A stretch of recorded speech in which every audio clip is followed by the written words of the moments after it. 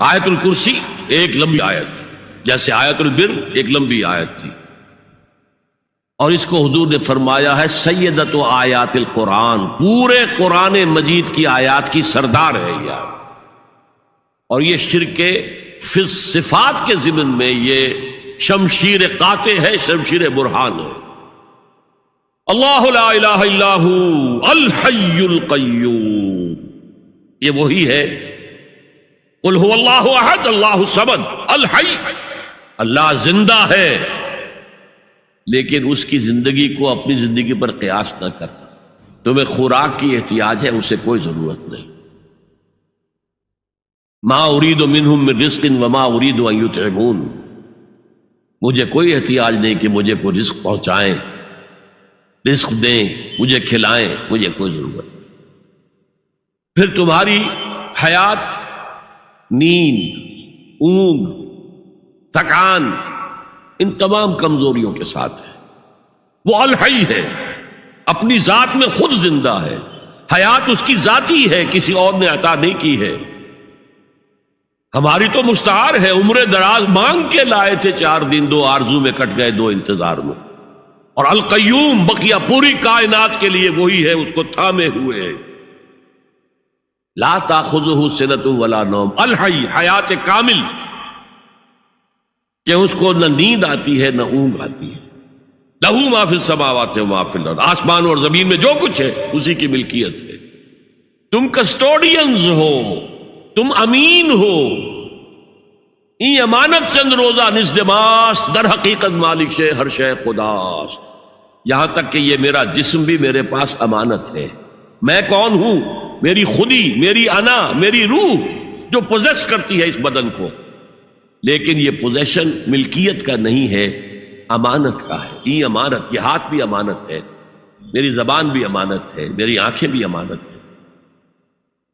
من ذا الذی یشفع عندہ الا باذنہ، یہ یہاں پر انداز بڑا پرجلال، کون ہے وہ جو شفاعت کر سکے اس کے دربار میں مگر اس کے اذن سے؟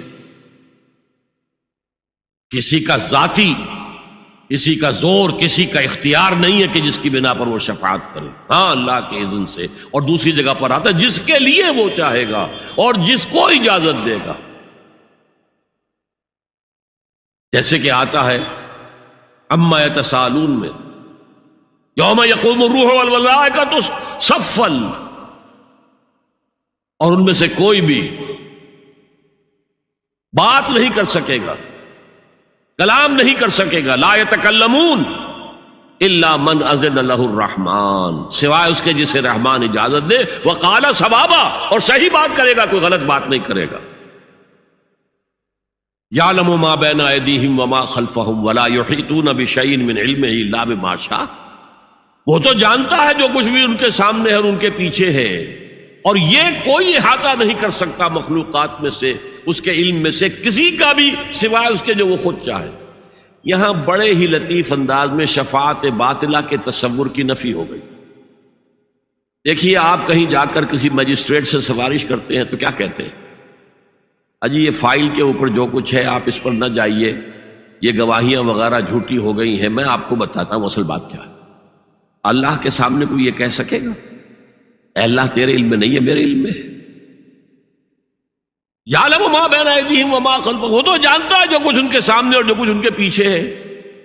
ولا یحیطون بشیء من علمہ الا بما شاء، اور ان میں سے کوئی بھی، جیسے کہ میں ابھی بتا چکا ہوں، بریلوی مکتب فکر بھی کہہ رہا ہے کہ اللہ کا دیا ہوا علم ہے، محمد رسول اللہ کا جتنا ہے، لا محدود نہیں ہے، محدود ہے، قدیم نہیں ہے، حادث ہے۔ تو جتنا اللہ چاہتا ہے، جس کے لیے جتنا چاہتا ہے، لیکن اس کے علم میں سے احاطہ نہیں کر سکتا کوئی مگر جو وہ چاہے۔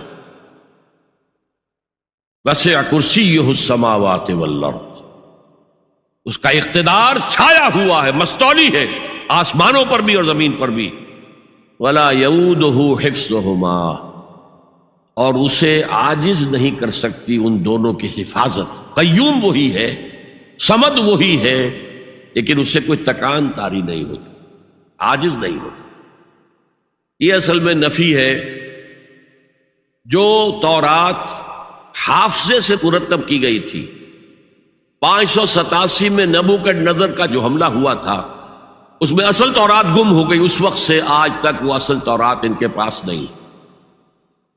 پیریڈ آف کیپٹیوٹی سے واپس آئے ہیں بیت المقدس میں، سائرس کے لطف و کرم کی وجہ سے، ذوالقرنین کے لطف و کرم کی وجہ سے، پھر یادداشتوں سے لوگوں نے وہ تورات مرتب کی ہے، تو اس میں انسانی فکر شامل ہو گیا۔ لہذا وہاں یہ لکھا ہے اللہ نے 6 دنوں میں آسمان اور زمین پیدا کیے اور 7ویں دن آرام کیا، یعنی کوئی تکان لائق ہو گئی۔ قرآن نے کہا، اللہ تعالیٰ نے فرمایا سورہ قاف میں، وَلَقَدْ خَلَقْنَا السَّمَاوَاتِ وَالْأَرْضَ وَمَا بَيْنَهُمَا فِي 6 أَيَّامٍ وَمَا مَسَّنَا مِن لُغُوبٍ، یقیناً ہم نے آسمان اور زمین اور جو کچھ ان دونوں کے مابین ہے انہیں 6 ہی دنوں میں پیدا کیا۔ وہ بات ٹھیک ہے، لیکن ہمیں کوئی تکان لائق نہیں ہوئی کہ ہمیں کسی آرام کی ضرورت ہو۔ لا یعودہ حفظہما وہو العلی العظیم، العلی وہی ہے سب سے بلند و بالا، لتکون کلمۃ اللہ ہی العلیٰ، تاکہ اللہ کا کلمہ سب سے سر بلند ہو جائے، اور وہی عظیم ہے، عظمت والا۔